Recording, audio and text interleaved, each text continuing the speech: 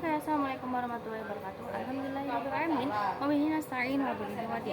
Wassalatu wassalamu ala asyrofil anbiya'i wal mursalin sayyidina wa maulana Muhammadin wa ala ali sayyidina Muhammad. Pada yang terhormat, Gani dan Ibunda, selaku pengasuh pada pesantren Subakam Nabi Ibunda. Pada yang terhormat juga kepada kepala madrasah MTS SMA Al-Quran Nurul Ibunda di sini dan juga Musangki dan kepada jajaran dewan-dewan dan juga kepada kedua orang saya dan teman-teman saya yang berbahagia. Kali ini saya akan mempersembahkan tadi imajinasi saya yang menjelaskan tentang pelajaran SKI, yaitu yang diambil oleh Miss Rodia.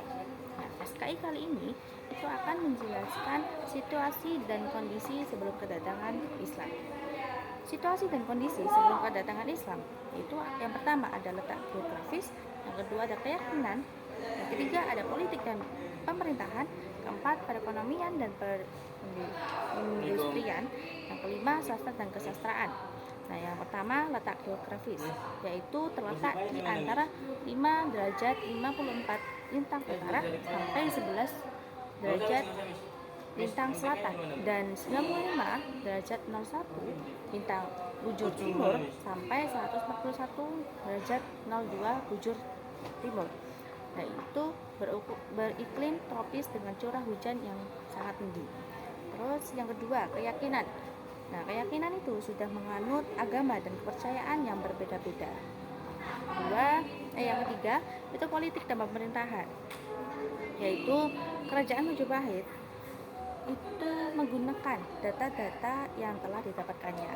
Dan yang keempat, ada perekonomian dan perindustrian, yaitu daerah pedalaman adalah daerah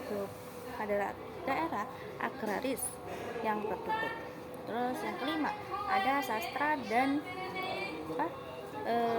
kesastraan, yaitu menurut Feuerbach-Jaraka dan Zoet Mulder telah berhasil menelisik sastra Jawa jauh ke masa sebelum masuk Islam ke Indonesia.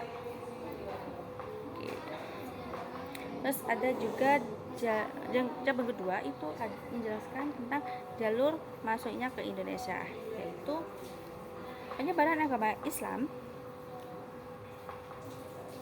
Jalur masuknya Islam ke Indonesia, yaitu penyebaran agama Islam di Indonesia itu melalui dua proses, yaitu penduduk pribumi berhubungan dengan agama Islam, kemudian mereka itu akan menganutnya. Orang-orang asing Asia itu seperti Arab, India dan juga Cina telah beragama Islam, bertempat tinggal secara permanen di satu wilayah. Indonesia melakukan perkawinan bercampur-campuran dan mengikuti gaya hidup lokal. Terus ada juga setidaknya ada 4 teori tentang Islamisasi awal di Indonesia, yaitu yang pertama teori India, yang kedua teori Arab, yang ketiga teori Persia dan juga teori Cina. Terus yang pertama teori India, yaitu dikemukakan oleh Piet-Napel Mauquette Fatimi, seorang orientalis Belanda yang meneliti tentang Islam di Indonesia bernama Zoet Burgrodje. Agama Islam itu baru masuk ke Nusantara abad ke-13. Mereka itu datang ke dunia Melayu Indonesia sebagai para penyebar agama Islam pertama. Nah, dan Piet-Napel ini adalah seorang orientalis dari Universitas Leiden, Belanda, yaitu fokus pada manuskrip Melayu. Dan yang kedua itu teori Arab. Nah, teori Arab ini tuh dikemukakan oleh Sir Thomas Arnold. Para pedagang Arab telah menyebarkan Islam ketika menguasai secara dominan perdagangan barat sampai timur, dari barat sampai timur sejak abad-abad awal Hijriah atau abad ke-7.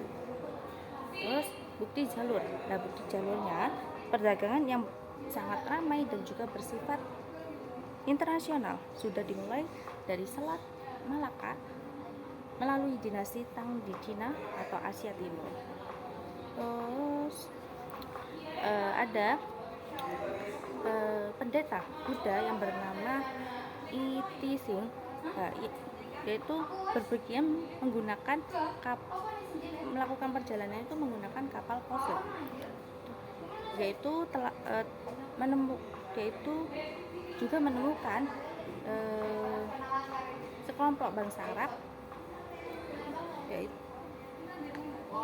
menggunakan kapal pose, menemukan sekelompok bangsa Arab. Nah, sekelompok bangsa Arab ini yang disebut dengan komunitas Arab. Komunitas Arab ini disebut dengan komunitas Tasih dan Pose. Itulah sejarah dari Tasih dan Pose. Oke, cukup sekian dari saya.